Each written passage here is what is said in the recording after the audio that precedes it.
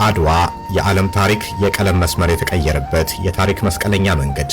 የአድዋ ድል በ1888 ዓ.ም በአፍሪካ ተራሮች ላይ የተካሄደ ወታደራዊ ግጭት ብቻ ሳይሆን በመላው ዓለም ተበትነው ለሚገኙ ጥቁር ሕዝቦችና በቅኝ ግዛት ቀንበር ስር ለነበሩ የምስራቃውያን አገሮች የነጻነት ፋና ሆኖ ያበራ የታሪክ ክስተት ነው።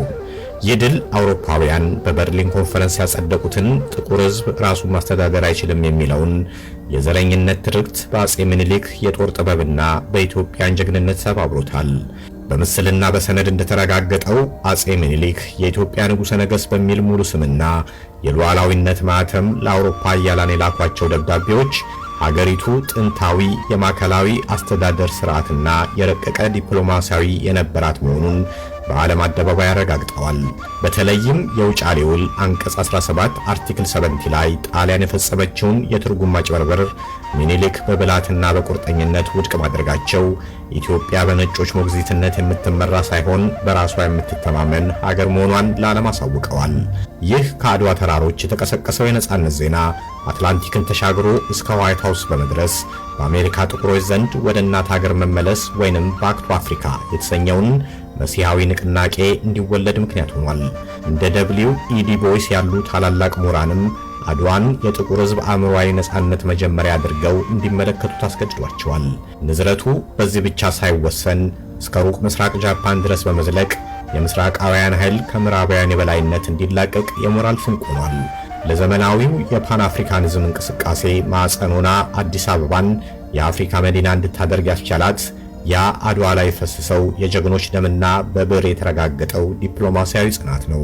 ማንኛውም የታሪክ ድርሳን እንደሚመሰክረው የአድዋ ድል የካቲት 3 ቀን 1888 ዓ.ም በተበሰረበት ወቅት በአሜሪካ ዋይት ሃውስ መንበር ላይ የነበሩት 24ኛው የአሜሪካ ፕሬዝዳንት ግሮቨር ክሌቭላንድ ነበሩ።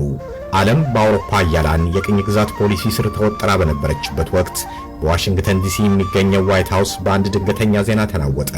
ፕሬዝዳንት ግሮቨር ክሌቭላንድ ሁለተኛ የስልጣን ዘመናቸውን እያጠናቀቁ በነበረበት ያ ወቅት ከአፍሪካ ቀንድ የመጣው ጣሊያን በአድዋ ተራሮች ላይ ተሸነፈች የሚለው ዜና የአሜሪካን የውጭ ጉዳይ ፖሊሲ አውጪዎችን ያስደመመ ነበር። ሬድመንድ ጆንስ ዘ ባትል ኦፍ አድዋ ላይ እንደገለጹት ይህ ድል በአሜሪካ ለሚገኙ ጥቁር አሜሪካውያን የነጻነት ተስፋን ሲያቀጣጥል፣ ለዋይት ሃውስ ደግሞ ኢትዮጵያ የማትበገር ኃያል መሆኗን ያረጋገጠ ክስተት ነበር። ፕሬዝዳንት ክሌቭላንድ በወቅቱ ይከተሉት የነበረው ሞኖሮ ዶክትሪን የተባለው ፖሊሲ አሜሪካ በሌሎች ሀገር የውስጥ ጉዳይ ጣልቃ እንዳገባ የሚመክር ቢሆንም የአድዋ ድል ግን አሜሪካ ለኢትዮጵያ ያላትን አመለካከት እንዲቀየር አድርጓታል። ሃሮልድ ማርከስ እንደሚተርኩት የአድዋ ድል ከተመዘገበ ከጥቂት ዓመታት በኋላ አሜሪካ ከአጼ ምኒልክ ጋር ዲፕሎማሲያዊ ግንኙነት ለመመስረትና የንግዱን ለመፈራረም ፍላጎት ያሳየችው በዚሁ በክሌቭላንድ ዘመን በተጣለው መሰረት ነው። ሪቻርድ ፓንክረስት እንዳሰፈሩት በክሌቭላንድ አስተዳደር ስር የነበሩ አንዳንድ ዲፕሎማቶች እንዴት አንድ የአፍሪካ ሀገር የአውሮፓ ኃያልን ሊያሸንፍ ይችላል በሚል ጥያቄ ተሞልተው ነበር። ይህ በክሌቭላንድ ዘመን የተሰማው የአድዋ ድል ዜና ነው። በኋላ ላይ በፕሬዝዳንት ቴዎዶር ሩዝቬልት ዘመን አሜሪካ ለመጀመሪያ ጊዜ ወደ አዲስ አበባ ይፋዊ መልእክተኛ እንድትልክና የሚኒሊክን ታላቅነት በይፋ እንድታውቅ በር የከፈተ ነው። ዛሬ ታሪኩን ስንመለከት ክሌቭላንድ በዋይት ሃውስ በነበሩበት ወቅት አጼ ምኒልክ በአድዋ ተራሮች ላይ የጥቁር ሕዝቦች የነጻነት ሰነድ በደም መጻፋቸው በሁለቱ ሀገራት መካከል ለሚፈጠረው የዘመናት ወዳጅነት የመጀመሪያው የመቀስቀሻ ደወል ነበር።